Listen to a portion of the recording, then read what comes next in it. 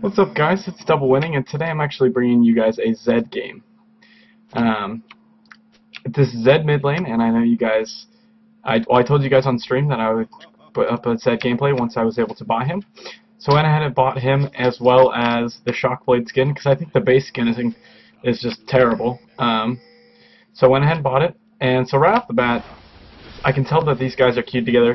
Wukong and Blitzcrank were just completely rude pre-game, or before the game started, and then Trundle, I was just like, Trundle's like, I'm never gonna gank mid lane, just to let you know, like, because I decided to play an AD mid, and he was like, so I'm never gonna gank. I was like, okay, and then I was like, why would I leash? And he's like, because you're a douche, and then I was like, why so negative? And then Wukong's like, because you're gay, lol. So they thought they were really funny guys. Anyway, back to the game. So it's my first game as Zed in a normals game. I played him 1v1 against a friend of mine a few times to kind of get used to his last hitting and his laning, and then I played him in a game at Dominion, which I never played Dominion, but it kind of teaches you how to like use your combos and such, and it's kind of a less competitive environment with kind of an accelerated gold, but the gold it doesn't really accelerate your gold in a productive way because the main item that you would want to build on Zed is Bloodthirster. Like, seriously, like Bloodthirster, that's what you want on Zed, like, no question about it. So as you can see here, my damage is just crazy if I can hit 2 shurikens. But this game I'm actually maxing my E. The reason that is because the cooldown is only 3 seconds. And so generally, if you're trying to go for the finish, you can get 2 E's off. And placing a Living Shadow on them and hitting them with the E does a ton of damage. And it surprised them a lot. And plus, it helps your wave clear a lot, so if you want to roam. And right here, I accidentally clicked the wrong creep. But one thing I really like about Zed is it's incredibly easy to last hit. If you're having trouble last hitting, Zed's a good champion to pick up, purely because of his passive. It reminds me a lot of... so, right there, completely destroyed him. I didn't even remember that I got it that early, but so that's why Zed is crazy. He reminds me a lot of Talon, except for he's a lot more sneaky. Talon's burst is pretty like standard. Like, you know he's gonna rake, you know he's gonna blink behind you, you know he's gonna use his auto attack and his Q and his ult. Zed, you don't know what angle he's gonna come at from because he's got his Living Shadow. Like, at least for now. Zed's very unpredictable for now because he did just come out, and that is an advantage to an assassin because people don't understand his damage. So basically, his damage, how it works is he has his Q and his E. His Q is just a straight shuriken, and his E is a very short range AOE physical damage. Both of them do physical damage. And then you can create a Living Shadow, and wherever you put that Living Shadow, it stays there for 4 seconds. And then you have 2 options. You can use spells, and it'll mimic it, so you'll use it and the Shadow will use it, and any spell that the Shadow hits is only going to hit for half. Or I think it's... No, so it's So if it hits a target twice, it's only gonna do for half. If it was always half, if the Shadow used it, he would be pretty underpowered in my opinion. But see, like right there, the combo that I did. So I put a Living Shadow down, used my spells, then copied my Living Shadow to put myself in auto attack range because right now I have 105 AD, and this Syndra doesn't even have armor runes. So this was just a blind pick game, because this is more focused on Zed the champion. If I decide I like Zed more, or if you guys really like Zed and you guys want to learn more about him, be sure to leave a like and a comment, and I'll be sure to definitely play him in more matchups to kind of try and help you out with that. Okay? I need to know in the comments, and I know it's been a while since I've done a full gameplay commentary. I've been mostly streaming and then just uploading clips. But you know, if you do want to catch my stream, be sure to go to twitch.tv/DoubleWinning and follow me there. I stream actually pretty often, and I really enjoy streaming and playing with viewers. So, and if I'm not playing with viewers, then I'm usually doing solo queue. So yeah, back to Zed. The combo, a really good combo, is to activate your Living Shadow right next to them, hit him with a shuriken, hit him with this, the Shadow Slash, and then hit him with your shuriken. The reason you want to hit him with the Shadow Slash is because it's going to slow them and allow you to hit the double shuriken a lot easier. If you want to go for a bit of a riskier combo that does a ton of damage, is get really close to them, auto attack them, Living Shadow basically right behind them, shuriken or Shadow Slash shuriken, and then activate your Living Shadow again because it'll place you forward a little more, and then you'll be able to hit them with another auto attack. And so what that's going to do is you're going to hit with the double Shadow Slash, and it's not going to do any more damage because it hit with 2 of them, but it's going to slow them a ton, which is going to allow you to, and then the double Shuriken is going to do more damage, and you're going to get back a ton of energy because you're mimicking the spells, and then you're going to be able to auto attack. And then the reason that you replace your Living Shadow, so you swap with your Living Shadow, is so you can get closer and get another auto attack or 2 in, and generally you'll be able to get up another Living Slash as well. And or Shadow Slash, not Living Slash. Living Shadow, Shadow Slash. Oh, tongue twister.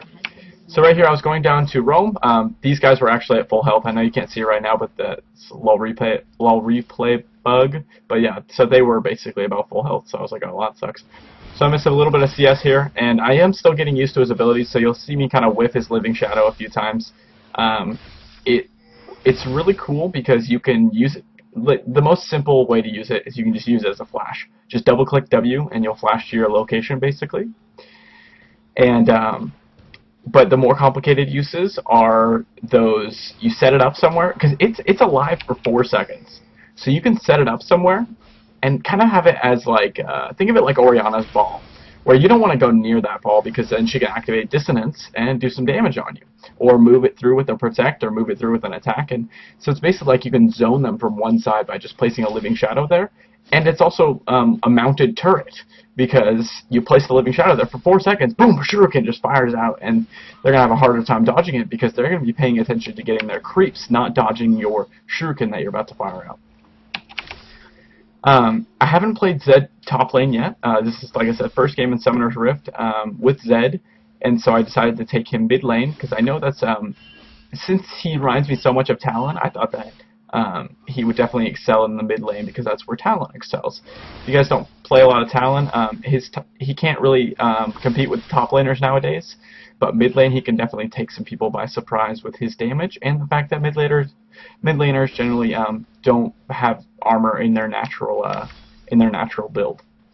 So with Zed, if you're going mid, you definitely want to take some AP, or not AP, MR in your glyphs. You want to take just armor yellows, and the reason you want to take armor yellows is because creeps do damage, and some mids do have auto attacks, and really it's just going to help you negate as much damage as possible just in doing everything in League. Armor is incredibly important in League, just because minions and jungle creeps and auto attacks and physical damage from carries and such like that. So you want to take armor yellows on basically everything.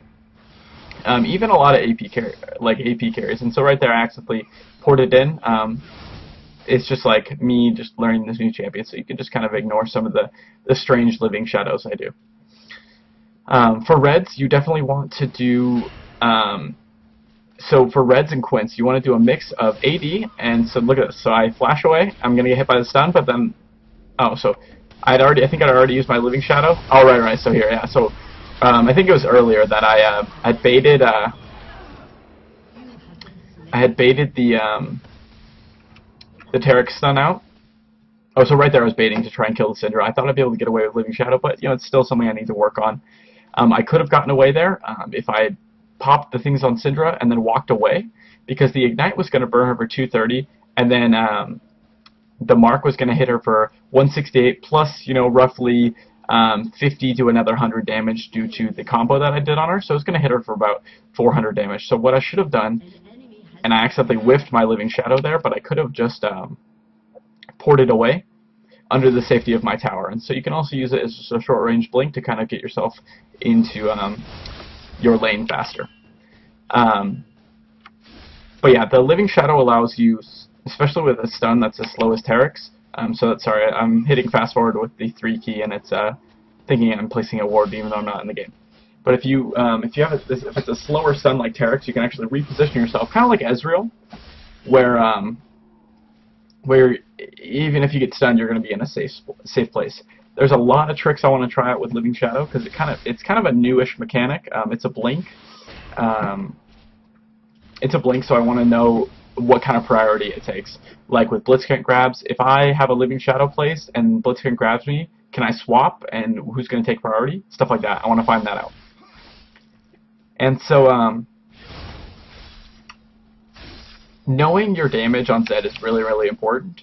knowing, so like my Q does 145 plus 89, so that's, roughly, yeah, and then you have to take into account armor. So she bought a chain vest actually, so she's going to take 50% reduced damage. So right here, you can expect around 120 damage, and then your E, you can expect around 175, and so that's only like a 300 damage burst, and then your auto attacks are going to hit for another 100 damage basically each, because you do have a little bit of armor pen. You want to, at least. And so you can see right there, that's about a 500 just basic combo, and then if you hit with the Living Shadow, you're going to do a little bit more damage here. And before we get to that, I'm just going to show you, Zed's a really good roamer. He's incredibly mobile, and right here we pick up a pretty easy kill on Taric.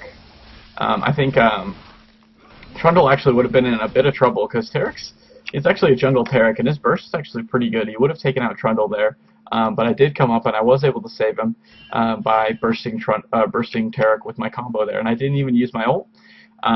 That's a big thing about Zed. His ult cooldown is very high, level 1. So 120, well, okay, not very high, but high enough that you definitely don't want to waste it on a target you don't need to. So right there, I actually could have probably gone all in on her there. The reason I didn't was because I only had 140 energy, I believe, and so I'm still learning the champion, so I need to remember that Deathmark doesn't cost any energy, actually. And so what I would have been able to do is Deathmark her, activate another Living Shadow, and then hit her with 3 shurikens, and then hit her with a Shadow Slash, and then auto attack, and then the mark would have set off, and I don't remember if I had Ignite at the time, but that would have probably killed her. And if not, I could just keep chasing, and she probably would have ulted me. But you just kind of have to know your burst, and then take advantage of the fact that they probably don't know your burst. Especially right now, take advantage of the fact that people don't know how to play Zed or play against him. So right there, I think I actually walked into her orb thing with my Living Shadow. So right now, I know I have enough for a Bloodthirster, so I'm probably going to clear this wave and go back and get the Bloodthirster. I'm actually going to put some damage on this tower. And then I see she's super low, so I activate my ult on her. She flashes away, I think, or maybe she just, I kind of spaced out there for a second, but pretty easy kill. That was just her not anticipating my damage. So I went in, hit her with the Shuriken, hit her with my Deathmark, hit her with the E, and Ignite. And so Ignite was 270. My ult was at least 200 damage. And then E was another, it's got 300 on it, 250. So I have a pretty raw burst up around 1,000 damage, especially with the auto attacks in there. And so, no, see, that's what I was talking about there. So if Taric would have stunned me here, he probably would have been able to do some pretty decent damage. I'm not saying he would be able to kill me, but definitely done some pretty decent damage. But since he stunned me right here, and then I ported over here with my Shadow, he's not going to go right there because he's going to get hit by the tower, and he's going to take 100 damage or so, and then it's going to increase the armor pen as it continues to hit him. So right here I have a ton of gold, so I decided to give myself Bloodthirster, Merc Treads, and some, I think, a health pot? Yeah. So I decided to get the Merc Treads because I don't want to go super big ball with the cooldown boots. The Merc Treads will help a lot against the stuns and the slows that Syndra has. As well as them having a Lulu, Taric, Aurelia, all having CCs that could definitely be useful to be reduced.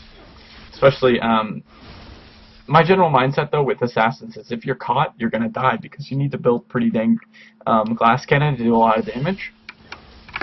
In this game, I'm building towards Bloodthirster into GA, which I think is a pretty good build because Bloodthirster really gives you enough damage. But right here, it kind of shows that he's definitely not meant to be a fighter.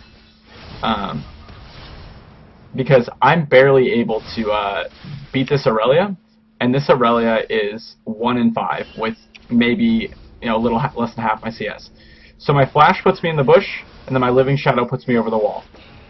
I could have Living Shadowed first, but I just kind of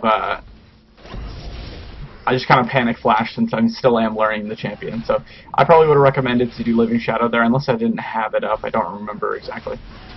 So that's just a little replay bug right there. I can't see actually what they're doing. Let's just rush back to lane here. And so I just get myself another Null Magic Mantle to build toward a GA. So right there, I can trade with her all I want. Her regen is pretty good, but oh, that's another huge tip. I can't believe I forgot this. Definitely a laning phase tip. But his passive, ridiculous. Whenever Zed's basic attacks an enemy below 50% health, he deals an additional 8% of their maximum health as magic damage. This effect cannot occur on a given target more than once every 10 seconds. What this means is poke the crap out of your enemy. Once they get below 50%, just auto-attack them every 10 seconds. That damage is huge. 8% of their max health as magic damage. That's huge. That'll basically cancel out any regen they have, and then that's not taking into account all the other damage you're doing. So right there, we have a little team fight there, and I use my ult and I assassinate a target. I assassinated Tarek actually, but probably not my best choice since now it's a 4-on-3, but 3 of us are weak and they're all full health. But Syndra is really, really low on mana. However, she does have a Chalice of Harmony, so it's not going to really matter that much. And Blitzcrank is going super big ball, even though he has Oracles. And so it's looking like we're probably going to lose this tower.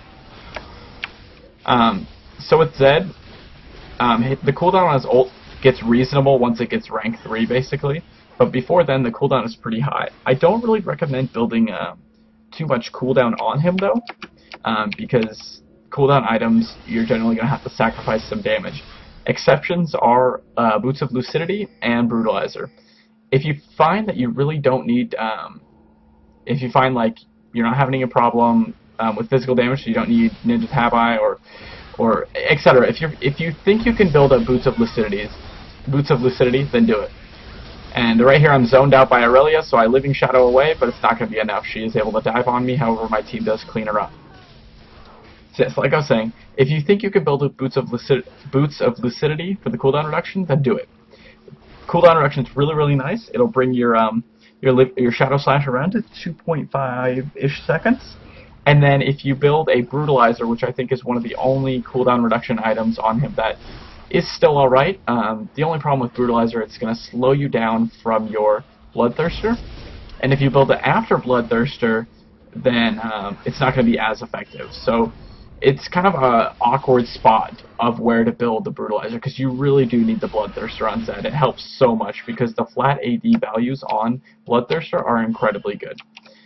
Especially, people don't really seem to realize this, is flat AD scales better than like the armor pen on the Brutalizer or whatever, because of his Living Shadow. So right here, I go in, I ult, and then I try and hit everyone with the Shadow Slash, but then I decide it would be more important to kill the Draven than the Lulu, so I focused a little bit too much on the Draven. I probably could have gotten both of them, and then my team comes in and we pick up the Tarek.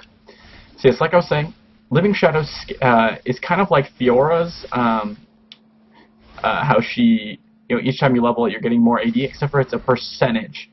It goes 5, 10, 15, 20, 25. So at rank 5, you have 25% bonus AD, which is absolutely crazy. So that makes that Bloodthirster that you build on Zed, it's going to scale way better than the Brutalizer, because when you have a fully stacked Bloodthirster, you're going to have 100 AD on it. Rank 5 Living Shadow, that's going to give you 25% extra AD. That's going to make a total of 125 AD. So you just get a free 25 AD, which is it's almost 1,000 gold worth of stats. So it's definitely something that is core on Zed. Besides that, though, you can kind of use your imagination. In this game, like I said before, I'm building toward the Guardian Angel right after my Bloodthirster. I mean, after Tier 2 boots, and I got the 2 Doran's Blades just because Doran's Blades help you a lot in lane. They'll just kind of help you destroy the lane, especially if you're going against if you're going mid against an AP, because an AP can still beat you if they burst you. But with the extra 160 health and a little bit of lifesteal, you're going to be able to do some survive a lot of their bursts. And so right here, we just kind of have super good AoE with the Blitz Wukong, and then my Shadow Slash is hitting a small AoE around me, but since they were all clumped up, it's doing 300 damage to all the people around me. I didn't even have my ult up that fight, so. And so that's another reason I really, really like maxing the Shadow Slash. Like I said before, it's the wave clear. The wave clear is ridiculous with it. And so right here, I don't have to use my ult on her to kill her, and it's a good thing that I didn't, because right here you can see we have a little turn and burn here. So I'm getting her low, and I activate my ult on her because she's already committed. And I flash in to try and get one more auto attack off on her. I was trying to get the auto attack before my mark detonated, but I actually got it right after, I think. So it wasn't quite enough, but that's okay, because Trundle actually does just clean up a pretty easy kill there, even with the Draven ulti coming in. And so they are actually going to surrender here in a second, because the game is 31-11. I know this is kind of a stomp, and maybe you guys don't really enjoy watching the stomps, but it was my first game as Zed in the Summoner's Rift. I went 9-2-5. I hope you guys enjoyed the video, and if you did, as always, stay classy and keep winning. If you want to see more Zed gameplay, be sure to like, comment, and subscribe this video, and just kind of post what general stuff you want to know about Zed. Hey guys, if you enjoyed that video, be sure to leave a comment. Hey, that video was awesome.